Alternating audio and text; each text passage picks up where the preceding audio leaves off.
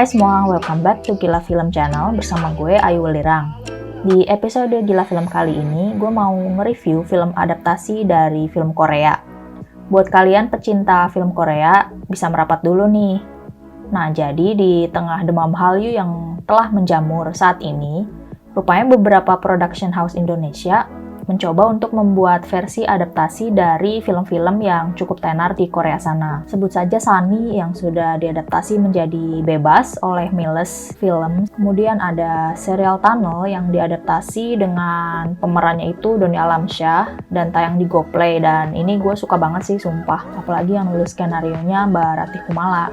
Nah, jadi tanggal 17 Juni 2022 ini gue dapet kesempatan buat ikutan gala premier My Sassy Girl adaptasi Indonesia. Gue penasaran aja sih karena dress code-nya tuh disuruh Pinky gitu semua ya yang dateng, dan gue datang berdua teman. Terus dia komentar, "Wah, keren nih Pinky semua, perayaan Valentine aja kalah nih." Mengingat dress code-nya yang disarankan, walau nggak wajib juga sih sebenarnya. Gue jadi bertanya-tanya, apakah filmnya ini romantis-romantis manis? Atau ada gemas-gemasnya gitu? Atau filmnya akan seperti versi Koreanya yang diperankan oleh Cha Tae-hyun dan Diana Jun dan cross genre romcom? Ya, tapi gimana ya bilangnya? Setelah gue nonton, ternyata filmnya tuh jadi My Sassy Girl ini versi adaptasi yang diperankan oleh Jeffrey Nicole dan berperan sebagai Gian. Juga Tiara Andini yang ternyata ini debutnya dia di dunia layar lebar.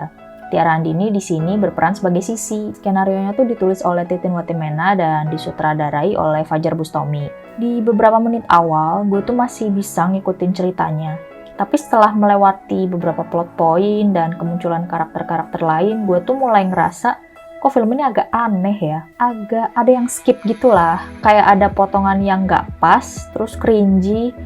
Dan yang paling gue nggak suka itu sebenarnya aktingnya Tiara Andini yang agak sedikit off. Jelasnya gimana ya off? Pokoknya aneh deh, agak aneh lah. Masih kaku gitu. Gue nggak bisa bilang kalau gue juga jago acting ya. Tapi kalau dari kacamata penonton awam seperti gue, ada hal-hal yang kayaknya tuh nggak terjelaskan dari film ini. Kalau di versi Koreanya, Diana Jun kan berperan sebagai cewek sesi, aneh, kasar, dan galak. Dan kayak cocok aja ya, karena di beberapa film dia lainnya, dia juga emang sering berperan seperti itu. Total gitulah kacaunya Diana Jun, total chaos. Mengingat si Diana Junnya ini juga ceritanya punya masa lalu yang ternyata berat. Nah, tapi entah kenapa di versi Indonesia ini, gue ngerasa Tiara Andini agak kurang total ya. Apa mungkin gara-gara ini adalah debutnya dia? Ya nggak tahu juga sih. Dan kemunculan kedua orang tuanya Sisi yang terus kayak bikin dia ribet gitu, nggak terlalu dieksplor lebih dalam gitu. Padahal itu bisa menjadi salah satu konflik di dalam film ini. Dan gue juga sebenarnya pingin sih Aida Nurmala, tante di film Arisan favorit gue, punya screen time lebih banyak di My Sassy Girl.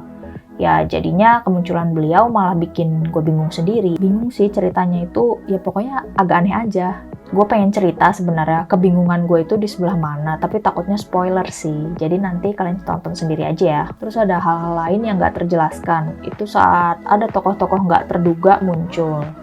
Ya alih-alih menambah dimensi cerita, kemunculan mereka itu kayak gak pas banget. Aneh banget lah. Dan gue udah berkali-kali bilang, ini ada beberapa yang aneh di film ini, yang skip gitu. Apa guanya yang nggak nyimak atau gimana ya? Pokoknya sedikit skip lah.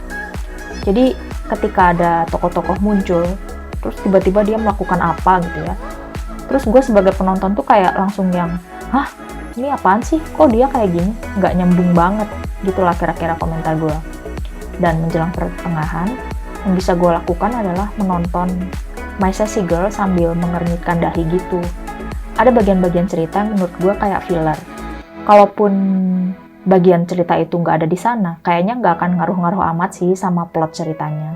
Menurut gue, hal-hal kayak tadi ya, itu bikin capek penonton sih, mengingat film ini durasinya agak lama. Kalau di versi Koreanya itu, kira-kira 2,4 jam ya durasinya. Dan mungkin di versi Indonesia ini juga kurang lebih sama, mungkin 2 jam. Ya, namun gue tuh masih menikmati yang versi Korea karena komedinya masih ada. Sementara kalau di versi Indonesia ini, komedinya menurut gue nggak total dan agak kering. Jadi gue tuh sebenarnya masih bingung. Sebenarnya adaptasi My Sassy Girl versi Jeffrey Nicole dan Tiara Andini ini mau masuk kemana sih? Apakah romcom atau romantis doang? Atau melodrama? Atau apaan sih genrenya? Padahal menurut klaim di Wikipedia-nya My Sassy Girl Indonesia, film ini masuk kategori drama komedi romantis. Oke, agak lain ya setelah gue pikir-pikir eksekusinya. Atau emang standar komedi gue aja yang berbeda? Mungkin karena gue udah tua juga kali ya. Sejujurnya gue pribadi sih nggak begitu banyak nonton filmnya Fajar Bustami yang lain.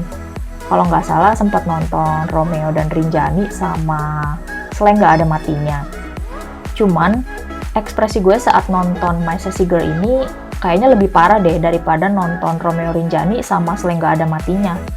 Jadi gue tuh agak mulai sangsi sih sama film-film Fajar Bustami lainnya. Ya, semoga aja nanti muncul film yang lebih baik. Kita aminin aja ya, doa-doa yang baik buat perfilman Indonesia. Di antara semua minus-minus tadi, gue sebenarnya paling suka dan pengen tepuk tangan banget lah sama Mbak atau Mas Wardrobe yang ngurusin kostumnya Jeffrey Nicole sepanjang film. Di film ini tuh lucu banget lah kemejanya dia itu, kayak recycle shirt, dan gue sebenarnya mau sih beli kalau t-shirtnya Jeffrey Nicole dan kemeja-kemejanya itu dijual. Ya, menurut gue itu doang sih yang bagus dan mencuri perhatian gue selama film. Sisanya, mohon maaf, masih kurang. Kayaknya gue udah tua kali ya, Bamba 30 tahunan can relate sama konfliknya, maaf. Jadi apa sih inti dari ulasan singkat ini? Gue bingung sebenarnya. Selain bingung, gue merasa ini film yang sangat kering. Ya walau versi Koreanya juga cringy abis, tapi sebenarnya dibantu oleh kultur Korea yang emang cenderung suka tabuk-tabuk permain fisik, jadi pas-pas aja, dan juga kultur mereka yang nongkrong minum-minum soju and picking up girls lagi lewat di pinggir jalan. Apalagi zaman dulu belum ada tuh istilah verbal atau physical abuse. Kalau di versi Indonesia ini, aduh, gue udah nggak bisa berkata-kata lagi lah. Ya mungkin segitu dulu kali ya ulasan singkat gue soal film My Sassy Girl yang sangat panjang durasinya, tapi buat gue sih melelahkan serta menguras emosi. Bukan karena filmnya sedih atau drama, tapi lebih karena sebel dan gue tuh pengen buru-buru keluar bioskop. Ya, tapi gue tetap nonton sampai akhir dan merekomendasikan kalian buat nonton sih. Karena ulasan ini murni dari pengalaman personal gue menonton My Sassy Girl adaptasi, jadi kalau bisa kalian jangan ambil hati. Siapa tahu kalian juga penasaran, emang kayak apa sih film My Sassy Girl ini? Coba deh kalian tonton sendiri aja, dan jangan lupa tinggalin juga komentar kalian soal film My Sassy Girl versi Indonesia ini di kolom komentar di bawah, dan bolehlah klik like di ulasan ini. Sebelum pamit, gue ingetin kalian supaya nggak lupa buat subscribe Gila Film, biar nggak ketinggalan rekomendasi serial, film, dan upcoming news di dunia perfilman. Terima kasih sudah mendengarkan, sampai jumpa lagi.